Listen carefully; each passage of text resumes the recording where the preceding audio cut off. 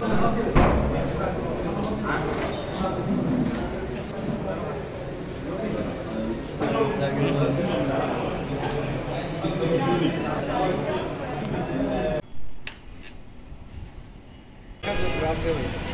চট্টগ্রাম জেলা police super মহোদয়ের কার্যালয়ে আমরা এসেছি রাউজান উপজেলা বিএনপি এবং সংগঠনের পক্ষ থেকে রাউজানের সার্বিক আইনশৃঙ্খলা পরিস্থিতির বিষয়ে আমরা স্বরাষ্ট্র মন্ত্রণালয় বরাবরে এসপি মহোদয়ের মাধ্যমে আমরা একটা স্মারকলিপি দিয়েছি। রাউজানের সন্ত্রাস, চাঁদাবাজি এবং বিভিন্ন রকমের যে হয়রানিমূলক নিবর্তনমূলক কার্যক্রম চলতেছে সেগুলো বন্ধ করার জন্য, বিশেষ করে আমাদের নেতাকর্মীদের নামে মিথ্যা, বানোয়াট এবং উদ্দেশ্য প্রণোদিত যে মামলা দায়ের করা হয়েছে সেই মামলা প্রত্যাহারের দাবিতে আমরা আমাদের পুলিশ সুপার মহোদয়ের কার্যালয়ে আজকে আমরা স্মারকলিপি দিয়েছি। রাউজানের সার্বিক রাজনৈতিক পরিস্থিতি আমরা বিবেচনা করেছি। আমরা দাবি রেখেছি রাউজানের অবৈধ অস্ত্র উদ্ধার করার জন্য। আমরা দাবি রেখেছি রাউজানের সন্ত্রাসী কার্যক্রমের সাথে জড়িত যারা অপরাধী দাগে আসামি আছে তাদেরকে অবিলম্বে গ্রেপ্তার করার জন্য। আমরা দাবি করেছি রাউজানের মানুষের জানমালের নিরাপত্তা বিধানের জন্য। আরও বিশেষ করে পুলিশের চৌকি, র্যাবের অ্যাকশন এবং সেনাবাহিনীর আমাদের কার্যক্রম আরও জোরদার করার জন্য আমরা দাবি জানিয়েছি। বিশেষ করে আমাদের নেতা, রাউজানের মাটি ও মানুষের নেতা আলহাজ গিয়াসউদ্দিন কাদের চৌধুরীর নির্দেশে আমরা এখানে এসেছি। আমরা দাবি করেছি তার বিরুদ্ধে যে মিথ্যা উদ্দেশ্যপ্রণোদিতভাবে তার যে আমাদের কেন্দ্রীয় ভাইস চেয়ারম্যানের স্থগিতকরণ করা হয়েছে, এটা একটা ষড়যন্ত্রের অংশ, সেটা আমরা প্রশাসনকে বোঝাতে সক্ষম হয়েছি। আমাদের পুলিশ সুপার মহোদয় আমাদেরকে আশ্বস্ত করেছেন এবং তিনি আমাদেরকে আশ্বস্ত করেছেন যে অনতিবিলম্বে রাউজানের আইনশৃঙ্খলা পরিস্থিতি উন্নয়নে অনেক কার্যকর পদক্ষেপ নেবেন এবং সমস্ত অবৈধ অস্ত্র উদ্ধার এবং যত ধরনের আইনশৃঙ্খলা পরিপন্থী কার্যক্রম আছে সেগুলো যাতে বন্ধ করা হয় আমাদের সহযোগিতা চেয়েছেন।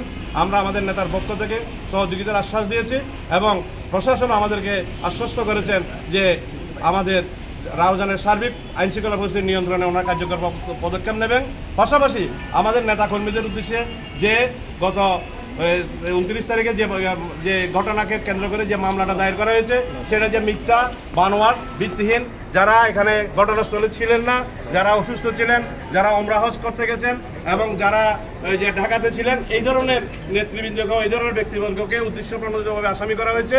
এই মিথ্যা ভুয়া মামলা প্রত্যাহারের দাবি জানিয়েছে এবং এই মামলাকে ইস্যু করে যাতে আমাদের কোনো নেতাকর্মীকে হয়রানি করা না হয়, আমাদের কোনো নেতাকর্মীদের যাতে কোনো রকমের কষ্টের শিকার করতে না হয়, সেইটার জন্য আমরা দাবি জানিয়েছি। আমাদের পুলিশ সুপার মহোদয় আমাদেরকে আশ্বস্ত করেছেন তিনি অত্যন্ত নির্মোহ নিরপেক্ষভাবে তদন্ত কার্যক্রম চালাবেন এবং আমাদের নেতাকর্মীদেরকে কোনো রকমের হয়রানিমূলক নিবর্তনমূলক কার্যক্রম নেবেন না, এইভাবে আমাদেরকে আশ্বস্ত করেছেন।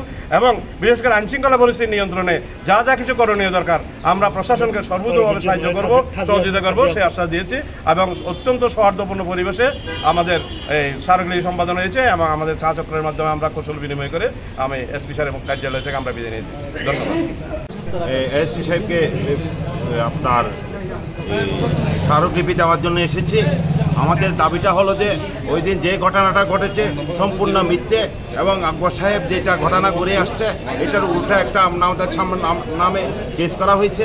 সেটার জন্য আমরা এসপি সাহেবকে একটা স্মারকলিপি দিয়েছি এবং আমরা সুষ্ঠু তদন্তের জন্য এবং সন্ত্রাসীদেরকে গ্রেফতার করার জন্য আমরা জোর দাবি করে আমরা বেরিয়ে আসছি। আসসালামু আলাইকুম। ধন্যবাদ বিজয় টিভিকে। আজকে আমরা এসপি অফিসে একটা স্মারকলিপি দিচ্ছি রাউজানে। বিশেষ ব্যাখ্যা আমাদের নেতা হাবিবুল্লাহ মাস্টার সাহেব এখানে সম্পূর্ণ তুলে ধরেছেন। আপনি যে প্রশ্নটা করছেন এইটা, আপনি কি প্রশ্ন করছেন আপনাদের পরবর্তী পদক্ষেপ কী? আমাদের পরবর্তী পদক্ষেপ হবে আমাদের দল জাতীয়তাবাদী বিএনপি, আমাদের কেন্দ্রীয় আমাদের সর্বশ্রেষ্ঠ লিডার দেশনায়ক তারেক রহমান, উনি সুষ্ঠু সুন্দরভাবে এটা তদারকি করে আমাদেরকে, আমার নেতা গিয়াসউদ্দিন কাদের চৌধুরীর যে স্থগিতাদেশ এটা প্রত্যাখ্যান করবে এবং আমার নেতা যেইভাবে জনগণের সাথে যেই নেতা সম্পৃক্ত থাকে তাকেও তিনি দেখবেন।